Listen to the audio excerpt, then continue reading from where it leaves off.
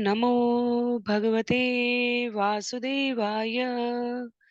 ओम नमो भगवते वासुदेवाय। ओम नमो भगवते वासुदेवाय। हरे कृष्णा। सभी भक्तों को सादर प्रणाम। श्रीमद् भागवतम महापुराण सत्रों की इन श्रृंखला में आज सत्र 421 421 में सभी भक्तों का स्वागत है। हम सभी यहाँ पर स्कंद 8 अध्याय 18 आज के सत्र में आरंभ करने जा रहे हैं। अध्याय 18 जिसका नाम है भगवान वामन देव। तो जैसा सत्रों का प्रारूप है, वर्तमान विषय वस्तु का संक्षिप्त अवलोकन, तत्पश्चात मंगलाचरण और उसके बाद एक एक श्लोक का वाचन और अनुवाद करते हुए हम सभी विषय में आगे बढ़ेंगे। 18,000 श्लोकों वाले श्रीमद् भागवतम महापुराण को हम सभी यहाँ के सत्र में अंतर्राष्ट्रीय कृष्ण भावनामृत संघ के संस्थापक आचार्य कृष्ण कृपामूर्ति श्री श्रीमद् अभय चरणारविंद भक्ति वेदांत स्वामी श्रील प्रभुपाद की पुस्तकों के माध्यम से श्रवण और पठन करने का प्रयत्न कर रहे हैं। अध्याय 18 में जिसका नाम है भगवान वामन देव, इसमें 32 श्लोक है। यदि हम सभी को वर्तमान विषय वस्तु के संदर्भ में स्मरण रखना हो तो विषय स्कंद 8 में जो आरंभ हुआ है वो सबसे पहले महाराज परीक्षित की जिज्ञासा पर कि विभिन्न मनवंतरों में भगवान की गतिविधियां कैसी और क्या रही हैं, सुखदेव गोस्वामी ने मनवंतर 1 से लेकर पूर्ववर्ती वर्तमान मनवंतर से पूर्ववर्ती मनवंतरों की कथा वर्णन की। जहां हमने गजेंद्र मोक्ष की कथा को श्रवण किया, जहां हमने समुद्र मंथन की कथा को विस्तार पूर्वक श्रवण किया। उसके पश्चात पुनः देवताओं की पराजय होती है जब शुक्राचार्य द्वारा बलि महाराज के लिए, असुर प्रमुख के लिए विश्वजीत यज्ञ का आयोजन करके उन्हें स्वर्गलोक पर विजय प्राप्त करने में सहयोग कराया जाता है। अपने पुत्रों के इस प्रकार हतश्री भाग्यश्री से हीन हो जाने के इस क्रम में माता अदिति अत्यंत दुखी हो जाती है और कश्यप मुनि के सुझाव पर पयोव्रत व्रत को करती हैं, जिससे भगवान वामन देव प्रसन्न होकर माता के घर पुत्र के रूप में उपस्थित होने का आश्वासन देकर पुनः देवताओं को स्वर्ग पर आरूढ़ करेंगे इसका आश्वासन देते हैं। तो आज के सत्र में हम लोग इसी अध्याय को, जिसमें भगवान वामन देव का प्राकट्य हो रहा है माता अदिति के यहाँ, श्रवण करने का प्रयत्न करेंगे। आरंभ करते हैं मंगलाचरण से। जिनको स्मरण है वो सभी साथ में वाचन करने का प्रयत्न करेंगे। देव भाषा संस्कृत के इन श्लोकों द्वारा समस्त नकारात्मकता का जीवन में ह्रास हो जाता है और सकारात्मक शक्तियों का, विचारों का, मन स्थिति का प्रादुर्भाव होता है। सभी की सुविधा के लिए मैं स्क्रीन पर श्लोक प्रस्तुत भी करूंगी, तो आप सभी यहाँ से सुविधापूर्वक वाचन कर सकते हैं। नारायणं नमस्कृत्य नरं चैव नरोत्तमं देवीं सरस्वतीं व्यासं ततो जयम् उदीरयेत्। शृण्वतां स्वकथा कृष्ण पुण्यश्रवणकीर्तन यद्यन्तस्थो यभद्राणि विधुनोति सुयत्यताम्। नष्टप्रायेषु भद्रेषु नित्यं भागवत सेवया भगवत्युत्तमश्लोके भक्तिर्भवति नैष्ठिकी। ॐ अज्ञानतिमिरान्धस्य ज्ञानाञ्जनशलाकया चक्षुन्मीलितं येन तस्मै श्रीगुरुवे नमः। मूकं करोति वाचालं पङ्गुं लङ्घयते गिरिं यत्कृपातमहं वन्दे परमानन्दमाधवं। वाञ्छाकल्पतरुभ्यश्च कृपा सिन्धुभ्यैव च पतितानां पावनेभ्यो वैष्णवेभ्यो नमो नमः। जय श्री कृष्ण चैतन्य प्रभु नित्यानंद श्री अद्वैत गदाधर श्रीवासादि गौर भक्तवृंद। हरे कृष्ण कृष्ण कृष्ण हरे हरे, हरे राम राम राम हरे हरे, हरे कृष्ण कृष्ण कृष्ण हरे हरे, हरे राम राम राम हरे हरे। हरे कृष्ण। पुनः सभी भक्तों को सादर प्रणाम। सत्र 421 में सभी का स्वागत है। हम सभी स्कंद 8 अध्याय 18 भगवान वामन देव का प्राकट्य से श्रवण करने जा रहे हैं। श्रीशुक उवाच इत्थं विरिञ्च स्तुतकर्मवीर्य प्रादुर्बभूव अमृतभू अदित्याम् चतुर्भुज शंख गदाब्ज चक्र विशंगवासा नलिनायत ईक्षण। सुखदेव गोस्वामी ने कहा, जब ब्रह्मा जी इस प्रकार भगवान के कार्यों एवं पराक्रम का यशोगान कर चुके, तो भगवान, जिनकी एक सामान्य जीव की भांति कभी मृत्यु नहीं होती, अदिति के गर्भ से प्रकट हुए। उनके चार हाथ शंख चक्र गदा तथा पद्म से सुशोभित थे। वे पीतांबर धारण किए हुए थे और उनकी आंखें खिले हुए कमल की पंखुड़ियों जैसी प्रतीत हो रही थी। तो अध्याय 17 जहाँ पर समाप्त हुआ था, वहां भगवान ने माता अदिति को दर्शन दिए थे। माता को सुंदर शब्दों में अपने भावी योजना के बारे में बताते हुए देवताओं के दुखों के निवारण के प्रति आश्वासन दिया था। और भगवान की उपस्थिति में ब्रह्मा जी ने सुंदर शब्दों से उनकी स्तुति की थी, जब भगवान ने माता अदिति के गर्भ में प्रवेश किया है। तो यहाँ पर उसी क्रम को आगे बढ़ाते हुए अध्याय 18 में, जहाँ श्लोकों का वर्गीकरण वास्तव में विद्वत जनों द्वारा किया जाता है, कहते हैं कि भगवान के सुंदर प्राकट्य को देखकर पूरे विश्व में, पूरे ब्रह्मांड में प्रसन्नता छा गई। भगवान अपनी लीला के अंतर्गत अंतरंगा शक्ति योग माया से स्वयं को आप्लावित करते हुए आवश्यकता अनुसार सामान्य बालक की भांति जन्म लेते हुए प्रकट होते हैं। पर इसका अर्थ ये नहीं है कि यदि वे जन्म ले रहे हैं सामान्य मनुष्य की भांति, सामान्य जीवों की भांति, तो उनकी मृत्यु भी है। उनके इस दिव्य स्वरूप के बारे में भगवत गीता अध्याय 4 श्लोक संख्या 9 का उल्लेख करते हुए श्रील प्रभुपाद कहते हैं, भगवान ने अपने श्रीमुख से कहा है, जन्म कर्म च मे दिव्यम एवं यो वेत्ति तत्वतः। मनुष्य को समझने का प्रयत्न करना चाहिए कि भगवान का प्राकट्य एवं तिरोभाव केवल और केवल उनके दिव्य कार्यकलाप का एक भाग है। भौतिक कार्यकलाप में जन्म मृत्यु जरा व्याधि, ये भौतिक कार्यकलाप है, इनमें भगवान का कोई सरोकार नहीं होता। लेकिन भगवान सामान्य जीवों की भांति इस प्रकार प्रकट होकर मनुष्य को एक अवसर प्रदान करते हैं स्वयं से संबद्ध होने का, स्वयं से संबद्ध करने का, भाव को पुनः जीवित करके भगवत धाम वापस लौटने की, जीव की प्रतिबद्धता को जागृत करने का।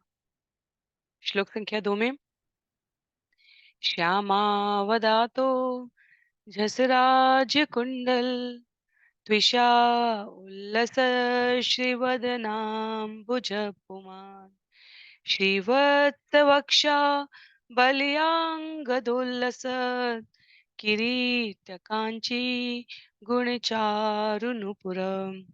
भगवान का शरीर सांवले रंग का था और समस्त उन्मादों से मुक्त था। उनका कमल मुख मकराकृति जैसे कान के कुंडलों से सुशोभित होकर अत्यंत सुंदर लग रहा था और उनके वक्षस्थल पर श्रीवत्स का चिन्ह था।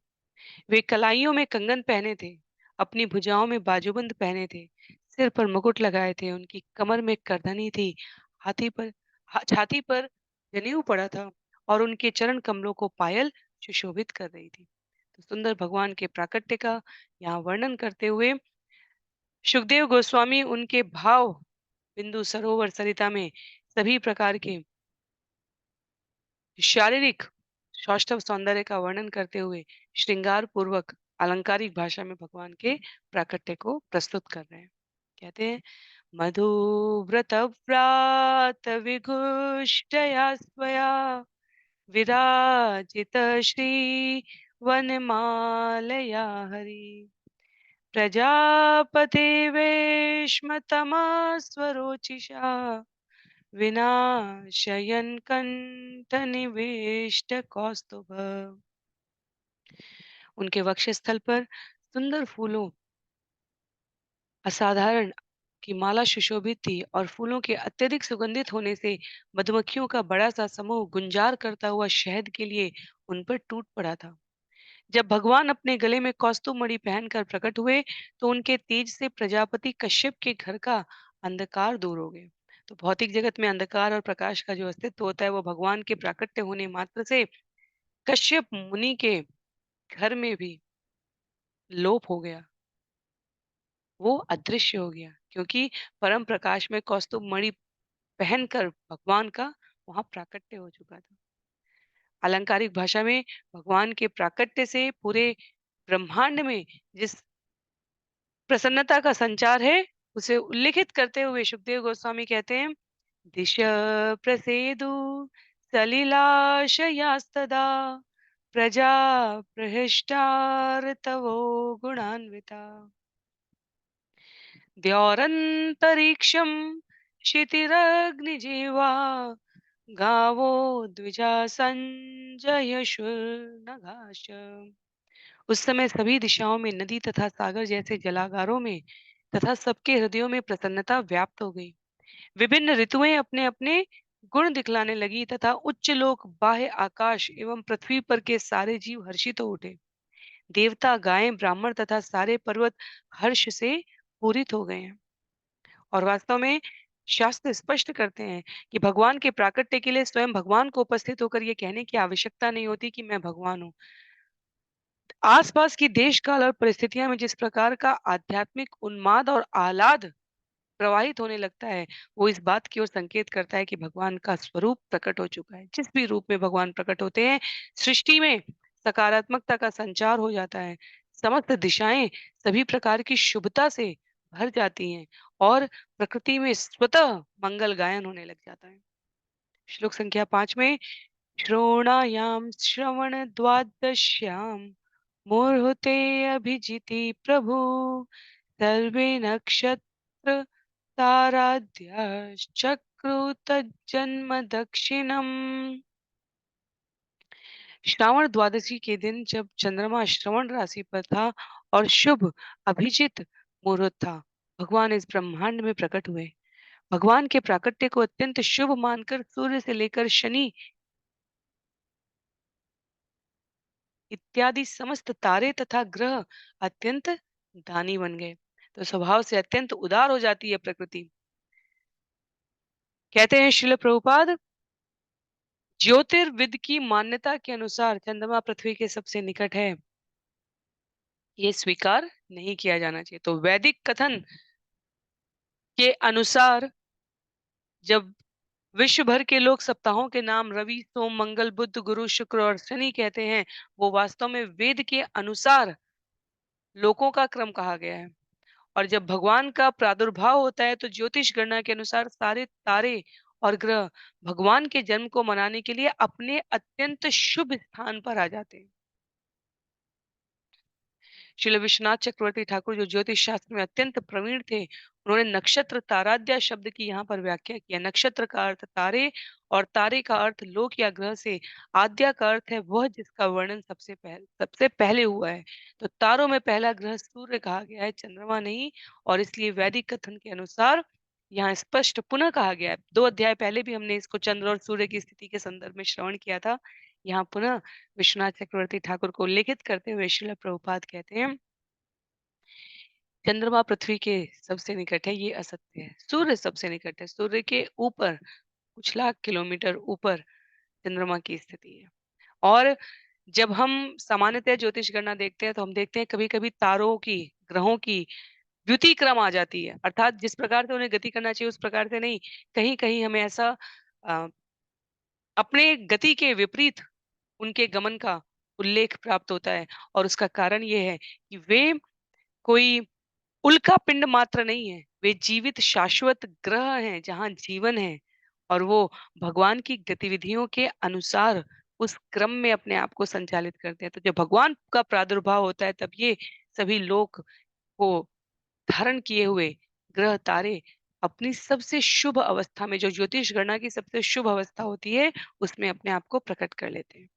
तो तिथि बताई जा रही है, द्वादश्याम सविता तिष्ठत् मध्यमदिनगतो नृप विजया नाम सा प्रोक्ता यस्यां जन्म विदुर्हरे।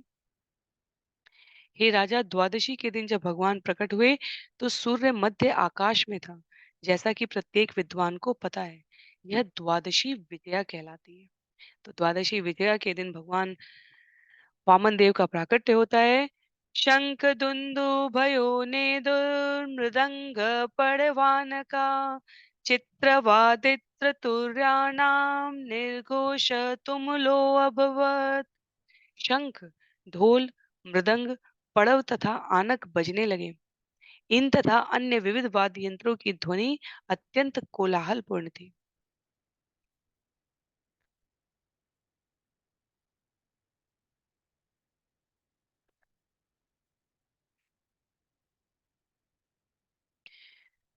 हमने सामान्यतः भी देखा है देवतागण, विभिन्न अन्य लोगों के, गंधर्व, यक्ष, अप्सराएं, जब भी कुछ शुभता वाली ऐसी घटना होती है तो आके उपस्थित होकर अपनी प्रसन्नता को ज्ञापित करते हैं। तो विभिन्न लोगों से अनेकों प्रकार की वाद्य यंत्र, सुंदर स्तुति गान आरंभ हो गए। प्रीता च अप्सरसा नृत्यन् गन्धर्व प्रवरा जगु तुष्टु वो मुनयो देवा मनव पितरोग्नय।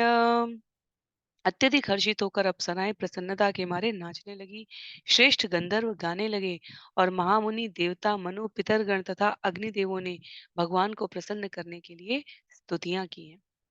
कैसे कर रहे हैं? सिद्ध विद्याधर गणा स किं पुरुष किन्नरा चारणा यक्ष रक्षांसि सुपर्णा भुजगोत्तमा गायन्त अति प्रशंसन्त नृत्यन्त विबुधानुगा आदित्या आश्रम पदम कुसुमे समवाकीर्णम्। सिद्ध विद्याधर किमपुरुष किन्नर चारण यक्ष राक्षस सुपर्ण सर्पलोक के सर्वश्रेष्ठ निवासी तथा देवताओं के अनुयायी, इन सबों ने भगवान का यशोगान तथा प्रशंसा करते हुए एवं नृत्य करते हुए अदिति के निवास स्थान पर इतने फूल बरसाए कि उनका पूरा घर ढक गया। तो माता अदिति के घर पर सभी ने पुष्प वृष्टि की है। श्लोक संख्या 11 में दृष्ट्वादितिस्तं निजगर्भसम्भवं परं पुमांशं मुदमाप विस्मिता गृहीतदेहं निजयोगमायया प्रजापतिश्चाह जयेति विस्मित। जब अदिति ने देखा कि भगवान ने जो उनके अपने गर्भ से उत्पन्न हुए थे, अपनी आध्यात्मिक शक्ति से दिव्य शरीर धारण कर लिया है, तो वे आश्चर्यचकित हो उठी और अत्यंत प्रसन्न हुई। उस बालक को देखकर प्रजापति कश्यप परम सुख एवं आश्चर्य के वशीभूत होकर जय जय की ध्वनि करने लगे। कश्यप मनु सिद्ध व्यक्ति हैं, प्रजापति हैं, महापुरुष हैं। भगवान के स्वरूप को हृदय में धारण करते हैं और वो कश्यप मुनि भी जय जय का आह्लाद नाद करने लग जाते हैं जब वे साकार स्वरूप परमात्मा को अपने यहाँ बालक रूप में, शिशु रूप में देखते हैं।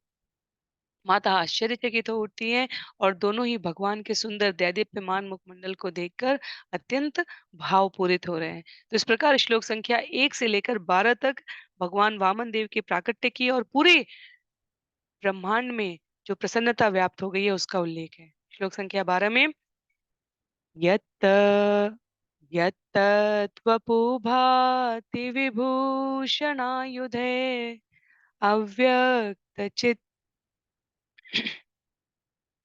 अव्यक्तचित्तव्यक्तम् अधारयत् हरि बभूव तेनेव स वामनो वटु संपश्यतो दिव्यगति यथा नट। भगवान अपने आदि रूप में आभूषण पहने तथा हाथ में आयुध धारण किए प्रकट हुए। यद्यपि उनका यह सदैव विद्यमान रहने वाला रूप भौतिक जगत में दृश्य नहीं है, तो भी वे इसी रूप में प्रकट हुए। तत्पश्चात अपने माता पिता की उपस्थिति में ही उन्होंने उसी तरह ब्राह्मण वामन अर्थात ब्रह्मचारी का रूप धारण कर लिया, जिस तरह कोई अभिनेता कर लेता है। कृष्ण कथा में भी हम सभी ने श्रवण किया है कैसे भगवान जब जेल में उपस्थित होते हैं तो चतुर्भुज में उपस्थित होते हैं। माता कहती है चतुर्भुज में उपस्थित होगे तो कोई लल्ला नहीं मानेगा, कोई संतान नहीं मानेगा। शिशु रूप में आ जाइए और भगवान ने शिशु रूप धारण कर लिया। यहाँ भगवान चतुर्भुज रूप में उपस्थित हैं। सभी ने उनको देखकर प्रसन्नता ज्ञापित की है, वंदन किया है, पुष्प वृष्टि की है, आह्लाद नाद का घोष किया है और उसके पश्चात जैसे कोई अभिनेता अपने स्वरूप को बदल लेता है, वैसे ही भगवान ने वामन देव अर्थात ब्रह्मचारी का रूप धारण करके अपने आप को माता-पिता की उपस्थिति में ही प्रस्तुत कर लिया। श्रील प्रभुपाद कहते हैं, ब्रह्म संहिता में उल्लेख है, भगवान भी लाखों रूप बदलते हैं, जैसे कोई अभिनेता एक ही व्यक्ति होते हुए विभिन्न अभिनय करने के लिए वेश बदलता रहता है। अद्वैतमच्युतमनंतमनादिरूपम। ब्रह्म संहिता में जब इसका उल्लेख आता है, रामादिमूर्तिषु कलानियमेन तिष्ठन् नानावतारमकरोद भुवनेषु किन्तु। तो नाना अवतारों में प्रकट होने वाले भगवान एक दूसरे से भिन्न नहीं। वो उसी शक्ति, उसी नित्यता, उसी दिव्य अस्तित्व को साथ में लिए हुए विभिन्न रूपों में अपने आप को प्रस्तुत कर सकते हैं। तो वामन देव जब माता के गर्भ से उत्पन्न हुए तो वे नारायण के रूप में थे। चारों हाथों में आवश्यक प्रतीकात्मक जो शंख चक्र गदा पद्म में उसे धारण किए हुए आयुध लिए हुए थे, पर उन्होंने तुरंत ही अपने आप को ब्रह्मचारी वटु के रूप में बदल लिया। और जो इस बात का द्योतक है कि भगवान का शरीर भौतिक नहीं है। हम जो कभी बाल्यावस्था में रहे हैं, शैशव अवस्था में रहे हैं, वर्तमान में युवावस्था में है, भविष्य में वृद्धावस्था में जा सकते हैं, वो यदि चाहें तो अपने पूर्व स्वरूप को भी नहीं प्राप्त कर सकते। और भगवान यहाँ पूरा पूरा रूप ही बदल ले रहे हैं। और इसलिए आचार्य कहते हैं, इसका अर्थ ये हुआ कि भगवान का शरीर भौतिक नहीं है। जो सोचता है कि परमेश्वर भौतिक शरीर धारण करके आते हैं, उनका भी जन्म होता है, मृत्यु होती है, उन्हें बहुत बुद्धिमान नहीं कहा।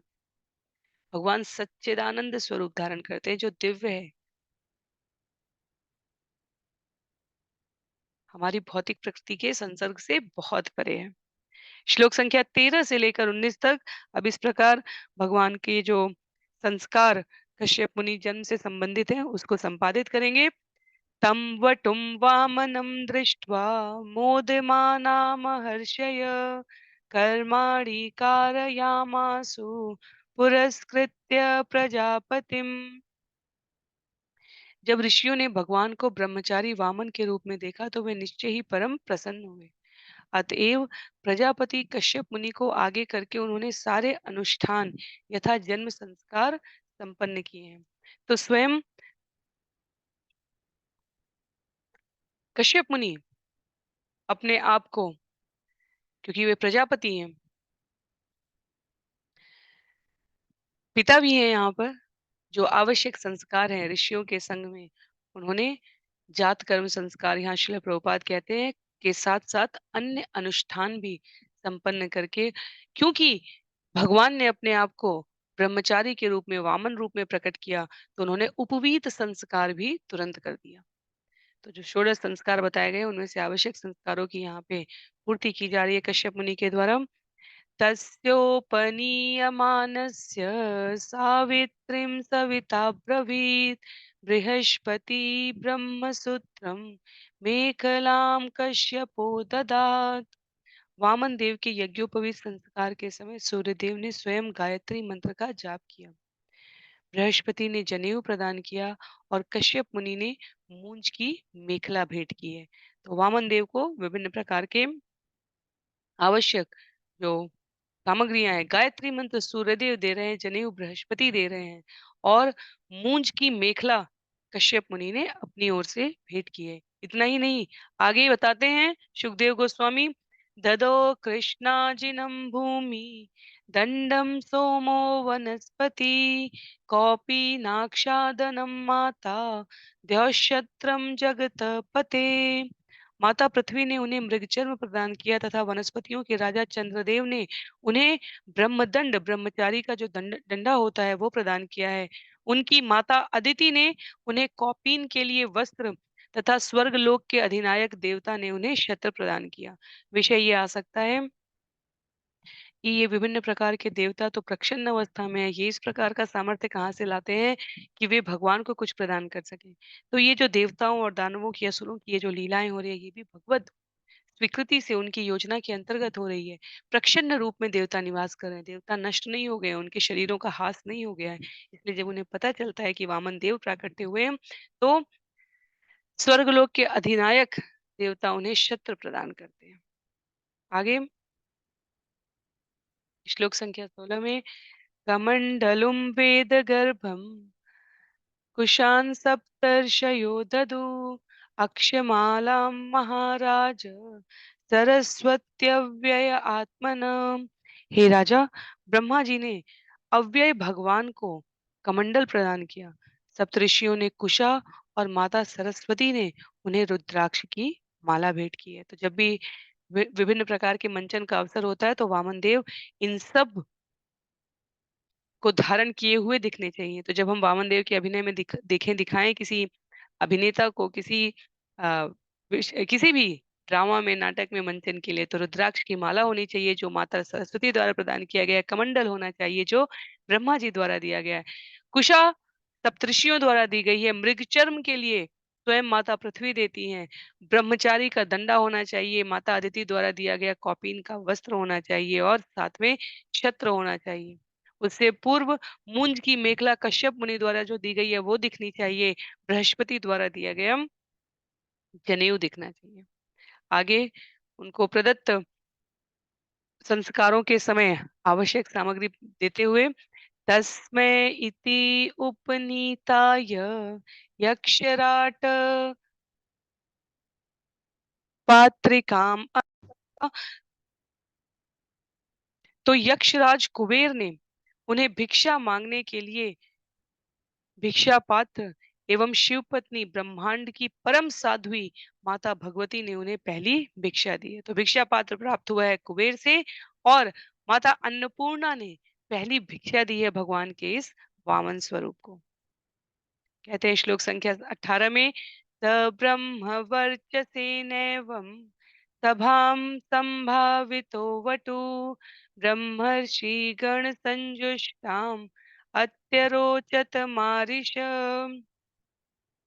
इस प्रकार सबके द्वारा स्वागत किए जाने पर ब्रह्मचारियों में श्रेष्ठ वामन देव ने अपना ब्रह्म तेज प्रकट किया। इस तरह महान संत ब्राह्मणों की उस पूरी सभा में वे अपनी सुंदरता में अद्वितीय लगते थे। तो भगवान किसी भी रूप में प्रकट हो वो सदैव अद्वितीय ही लगेंगे।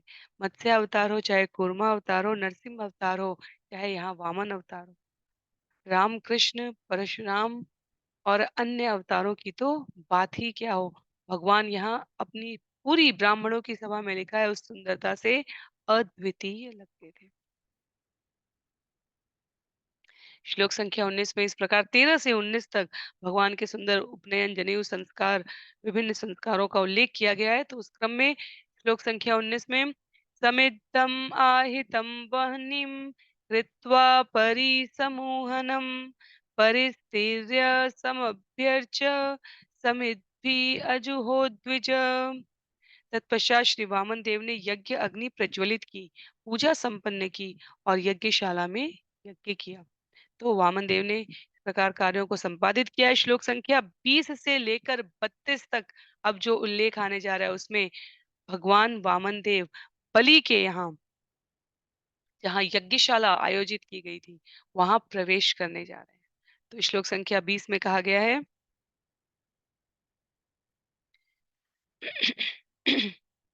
श्रुत्वा अश्वमेधे यजमानमुर्जितं बलिं भृगूणामुपकल्पितस्ततः जगाम तत्राखिलसार संवृतः भारेण काम सन्नमयन पदे पदे।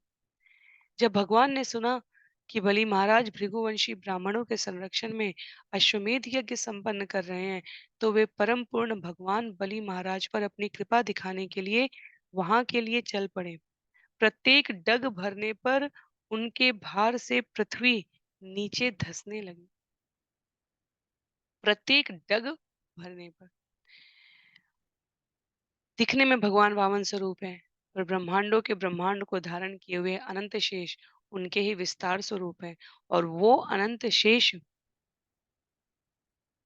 जिन्होंने ब्रह्मांडों के ब्रह्मांड को अपने फन पर धारण किया हुआ है, स्वयं भगवान को धारण किया हुआ है। यहाँ कृपा दिखाने के लिए उल्लेख आता है कि परम पूर्ण भगवान जब चलना आरंभ किए, यद्यपि वे बलि महाराज से भिक्षा मांगने जा रहे हैं, पर उनके गुरुत्व का, उनके भार का, उनकी दिव्य महिमा का उल्लेख ये है कि उन्हें किसी से भिक्षा मांगने की आवश्यकता नहीं। वे पूर्ण हैं। वे इतने शक्तिमान हैं कि अपने तेज के कारण प्रत्येक डग से पृथ्वी की सतह को दबाने में पर्याप्त है, सक्षम है। तो इसलिए यहाँ पर आचार्य सावधानी पूर्वक कहीं सामान्य जन श्रवण और पठन करते समय इस बात से भ्रमित ना हो जाए कि भगवान बलि से भिक्षा मांगने जा रहे हैं तो बलि अधिक शक्तिशाली हो गए। भगवान के प्रत्येक चरण मात्र से पृथ्वी पर डग रखने से पृथ्वी अपने आप को भार युक्त भीतर की तरह धसती हुई अनुभव कर रही थी। श्लोक संख्या 21 में तम नर्मदायास्तट उत्तरे बले ये रे द्विजस्ते भृगुकक्ष संज्ञके प्रवर्तयन्तो भृगवक्रतुत्तमम् व्यचक्षतारात् उदितं यथा रविम्। नर्मदा नदी के उत्तरी तट पर भृगु कक्ष नामक क्षेत्र में यज्ञ संपन्न करते हुए भृगुवंशी ब्राह्मण पुरोहितों ने वामन देव को ऐसे देखा मानो पास ही सूर्य उदित हो रहा हो। तो जहां पर ये वेदी स्थापित है नर्मदा नदी के उत्तरी तट पर, जहां यज्ञ संपन्न करने के लिए विभिन्न पुरोहित उपस्थित हैं, वहां भगवान के प्रादुर्भाव को उन्होंने सूर्य के उदय के समान अनुभव किया है। भगवान की उपस्थिति को कहते हैं तेरे त्विजो यजमान सदस्या हतद्विषो वामन तेजसा नृप सूर्य किलायात युत्वा विभात वसु सनत कुमारो अथ दीक्षया कृतो। हे राजा, वामन देव के चमकीले तेज से बलि महाराज एवं सभा के सारे सदस्यों सहित सारे पुरोहित तेजहीन हो गए। वे परस्पर पूछने लगे कि कहीं साक्षात सूर्यदेव अथवा सनत कुमार या अग्निदेव तो यज्ञोत्सव को देखने नहीं आ गए हैं। तो सभा में जो उपस्थित लोग हैं वो उस तेज को, भगवान अपने जन्म कर्म में दिव्य हैं, वो उस तेज को देख तो पा रहे हैं, और उसकी दिव्यता के पीछे जो स्वरूप है उसको समझ नहीं पा रहे हैं। वो जहां तक सोच पाए वहां तक उन्हें ऐसा लगा कि कहीं सनत कुमार, सूर्यदेव, अग्निदेव स्वयं तो इस यज्ञ उत्सव को देखने के लिए नहीं उपस्थित हो गए। कहते हैं आगे, इत्थं सशिष्येषु भृगुष्वनेकधा वितर्क्यमाणो भगवान् स वामनम् क्षत्रं सदण्डं सजलं कमण्डलुम् विवेश विभ्रद्य मेधवाटम। जब भृगुवंशी पुरोहित तथा उनके शिष्य अनेक प्रकार के तर्क वितर्कों में संलग्न थे, उसी समय भगवान वामन देव हाथों में दंड, छाता तथा जल से भरा कमंडल लिए अश्वमेध यज्ञशाला में प्रविष्ट हुए। तो अभी भगवान ने मंडप में प्रवेश किया था, यज्ञशाला में प्रवेश करते हुए भगवान निकटतम जा रहे हैं अब उन भृगुवंशी पुरोहितों को दर्शन देने के लिए। अपने दंड, छाता, जल से भरा कमंडल, सभी प्रकार के अपने आभूषणों को धारण किए हुए उनके उस स्वरूप को देखकर श्लोक संख्या 24 और 25 में उल्लेख है, मौंजा मेखलया वीतम उपवीत अजिनुत्तरम जटिलम वामनम विप्रम माया माणवकम हरिम प्रविष्टं वीक्ष्य भृगवः सशिष्यास्ते सहाग्निभिः प्रत्यगृहन् समुत्थाय संक्षिप्तास्तस्य तेजसा। भगवान वामन देव मूंज की मेखला, जनेऊ, मृगचर्म का उत्तरीय वस्त्र तथा जटाजूट धारण किए हुए ब्राह्मण बालक के रूप में उस यज्ञशाला में प्रविष्ट हुए। उनके तेज से सारे पुरोहितों एवं उनके शिष्यों का तेज घट गया। वे अपने-अपने आसनों से उठ खड़े हुए और प्रणाम करते हुए सबों ने समुचित रीति से उनका स्वागत किया है।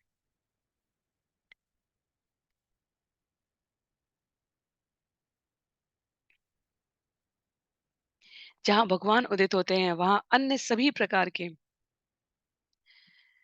कारण, घटनाओं के धेता और उन घटनाओं में भाग लेने वाले सभी का ऐश्वर्य तेजपुंज सम्मिलित रूप से भी भगवान के तेजपुंज के समकक्ष नहीं हो सकता।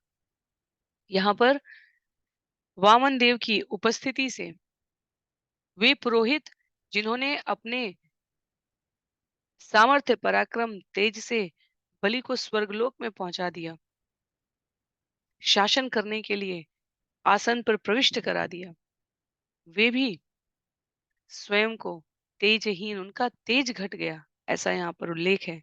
क्यों? क्योंकि स्वयं भगवान ने यज्ञ मंडप में प्रवेश किया है। तो सभी ने उनका समुचित रूप से स्वागत किया है, सत्कार किया है। स्वाभाविक यंत्रवत भांति, अर्थात जैसे मशीन कार्य करती है, वैसे ही वामन देव के प्राकट्य मात्र से वहां यज्ञशाला में सभी अपने अपने स्थान से खड़े होकर उन्हें स्तवन कर रहे हैं। यजमान प्रमुदितो दर्शनीयं मनोरमं रूपानुरूप अवयवयं तस्मा आसनम आहरत। कहते हैं भगवान वामन देव को देखकर परम प्रफुल्लित बलि महाराज ने परम प्रसन्नता पूर्वक उन्हें बैठने के लिए आसन प्रदान किया है। भगवान के शरीर के सुंदर अंग उनके शरीर की सुंदरता को योगदान दे रहे थे, तो स्वयं बलि महाराज ने प्रसन्नता पूर्वक भगवान को बैठने के लिए आसन दिया। स्वागतेनाभिनन्द्याथ पादौ भगवतो बलि अवनिज्यचर्यायामास मुक्त संग मनोरमम। इस प्रकार मुक्तात्माओं को सदैव सुंदर लगने वाले भगवान का समुचित स्वागत करते हुए बलि महाराज ने उनके चरण कमलों को धोकर उनकी पूजा की है। बलि महाराज नवदा भक्ति के हमारे जो विधियां बताई गई हैं उसमें आत्मनिवेदन के उत्कृष्टतम उदाहरण में आते हैं। भगवान वामन देव के यज्ञ मंडप में प्रवेश करने पर पुरोहितों के समक्ष जाने पर बलि महाराज ने प्रफुल्लित हृदय से उनको स्वागत करने के इस क्रम में चरण कमल को धोकर उनकी पूजा की है। कहते हैं उसके पश्चात इस अभ्यर्थना में श्लोक संख्या 28 में तत्पाद शौचम जनकल्मषापहम सधर्म वित्मूर्ध्नि अदधात् सुमंगलम यद्देव देव गिरिशश्चन्द्रमौली दधार मूर्ध्ना परया च भक्त्या। देवताओं में सर्वश्रेष्ठ ललाट पर चंद्रमा का चिन्ह धारण करने वाले शिवजी विष्णु के अंगूठे से निकलने वाले गंगा जल को अपने सिर पर भक्ति पूर्वक धारण करते हैं। धार्मिक सिद्धांतों को जानने वाले होने के कारण बलि महाराज को यह ज्ञात था। फलस्वरूप शिवजी का अनुसरण करते हुए उन्होंने भी भगवान के चरण कमलों के प्रक्षालन से प्राप्त जल को अपने सिर पर रख लिया। तो यहाँ पर उपमा देते हुए इस अर्थ में कहा गया है, अलंकारिक भाषा का प्रयोग करके, कि जिस प्रकार भगवान के चरण कमलों से निकली गंगा को अपने सिर पर भक्ति पूर्वक धारण करने वाले भगवान गंगाधर कहलाते हैं, महादेव। उसी प्रकार बलि महाराज ने भगवान वामन देव के चरणों के प्रक्षालन के पश्चात प्राप्त जल को अपने सिर पर धारण कर लिया।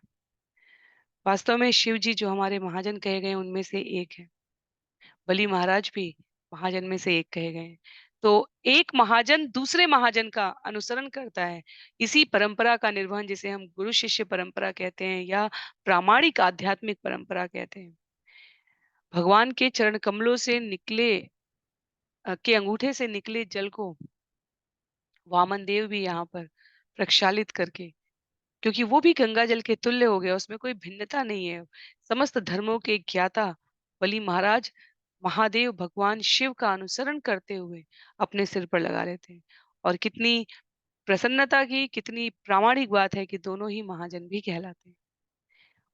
अब अंतिम 4 श्लोक हैं, जहाँ पर बलि महाराज इस प्रकार आदर पूर्वक सत्कार करके कुछ वचनों को निवेदित करते हैं। कहते हैं, श्री बलि उवाच स्वागतं ते नमः तुभ्यं ब्रह्मन् किं करवाम ते ब्रह्मर्षीणां तपः साक्षात् मन्ये त्वार्य वपुर्धरम्। तब बलि महाराज ने वामन देव से कहा, हे ब्राह्मण, मैं आपका हार्दिक स्वागत करता हूँ और आपको सादर नमस्कार करता हूँ। कृपया बताएं कि हम आपके लिए क्या करें। हम आपको ब्रह्मर्षियों की तपस्या का साकार रूप मानते हैं। जब ब्रह्मर्षि तपस्या कर लें, उस तपस्या का परिणाम कितना दर्शनीय हो सकता है, नेत्रों को कितना सुखद देने वाला हो सकता है। आपकी ये स्वरूप के साथ यहाँ इस यज्ञ मंडप में उपस्थिति वास्तव में उसको साकार मूर्तिवत करती है। कहते हैं ये बलि महाराज कि जितनी तपस्या का परिणाम सुखद प्रस्तुति के साथ उत्पन्न हो सकता है, प्रकट हो सकता है, वो आपके सुंदर स्वरूप का दर्शन करके हम सभी को यहाँ उपलब्ध हो रहा है। आगे कहते हैं श्लोक संख्या 30 में, अद्य न पितर तृप्ता, अद्य न पावितं कुलम्, अद्य स्विष्ट क्रतु अयम्, यद् भवान् आगतो गृहान्। हे प्रभु, आप कृपा करके हमारे घर पधारे हैं, अतः मेरे सारे पूर्वज संतुष्ट हो गए, हमारा परिवार तथा समस्त वंश पवित्र हो गया और हम जिस यज्ञ को कर रहे थे वह आपकी उपस्थिति से अब पूरा हो गया। बलि महाराज ने एक सर्वश्रेष्ठ भक्त के रूप में जीवन की सार्थकता, समस्त कर्मों के प्रयोजन के रूप में भगवान की उपस्थिति, साकार उपस्थिति को द्योतक बताया है। हमारे आध्यात्मिक जीवन की सफलता है जब भगवान की सतत उपस्थिति हमारे जीवन में, और वो कैसे होती है? हरि नाम से होती है। कलयुग के जीवों के लिए भगवान ने कहा है, भगवान नाम में, अपने नाम में मैंने अपनी सारी शक्ति समाहित कर दी है। तो कहते हैं बलि महाराज, मेरे पूर्वज संतुष्ट हो गए, मेरा वंश पवित्र हो गया, मेरा परिवार शुद्ध हो गया। ये जो यज्ञ हम कर रहे हैं वो आपकी उपस्थिति से अब पूर्णता को प्राप्त हो गया, क्योंकि इस प्रकार का दिव्य तेज, बल, ओज, ऐश्वर्य मैंने अन्यत्र कहीं नहीं दर्शन किया। ये भगवान आपके अतिरिक्त और कोई हो ही नहीं सकता।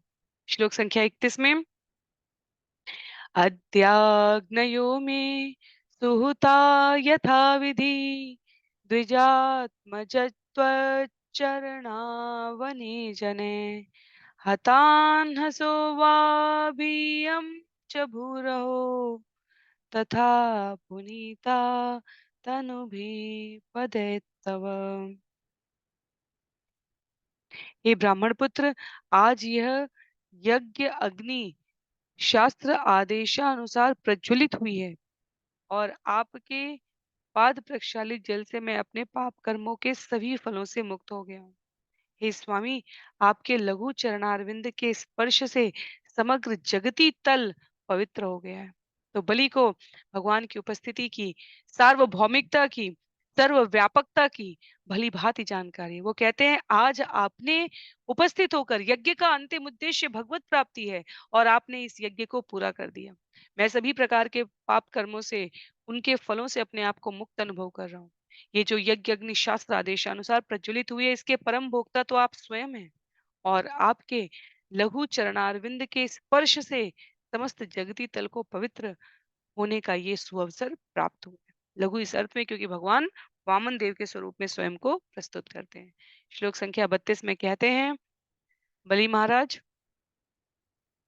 यत् यत् वटो वांक्षसि तत् प्रतीक्ष्मे त्वामर्थिनं विप्रसुतानुतर्कये गां काञ्चनं गुणवद्दाममृष्टं तथा न पेयमुतवा विप्रकन्याम् ग्रामान् समृद्धान् तुरगान् गजान् वा रथान् तथा तमसं प्रतीक्ष।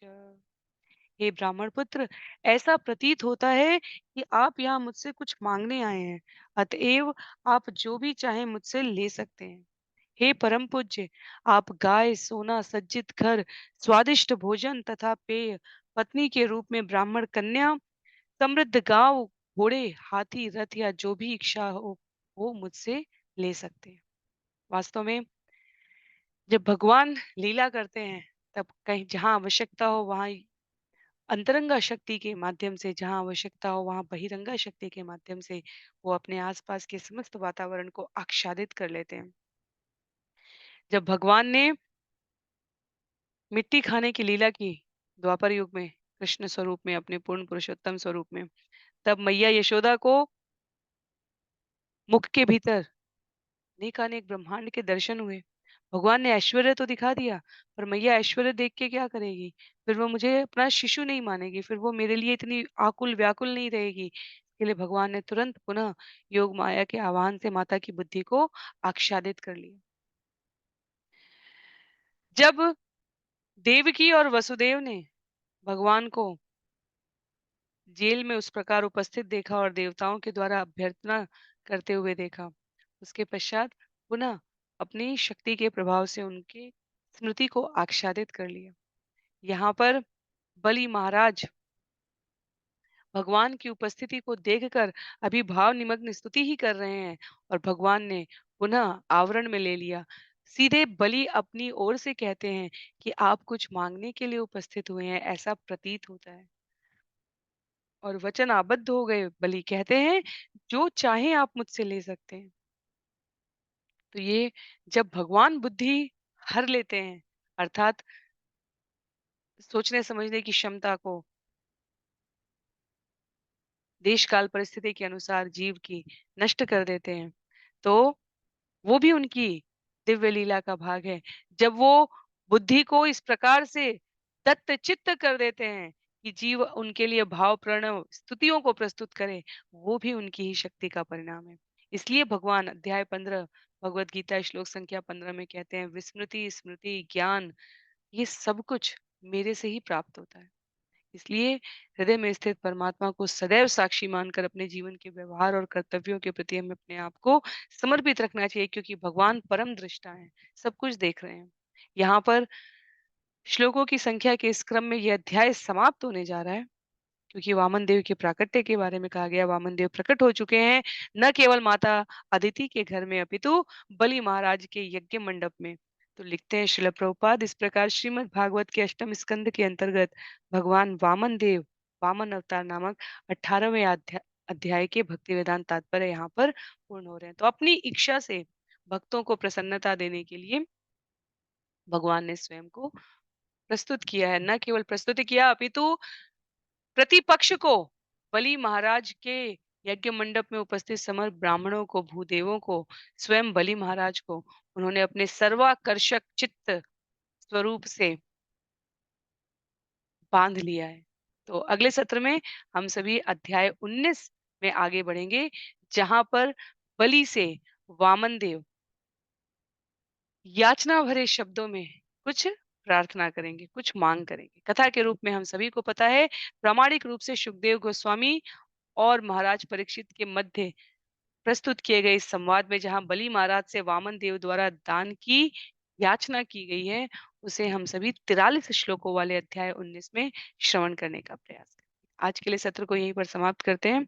श्रील प्रभुपाद की जय, श्रील गुरुदेव की जय, अनंत कोटि वैष्णव वृंद की जय, श्रीमद् भागवतम महापुराण की जय। हरे कृष्ण।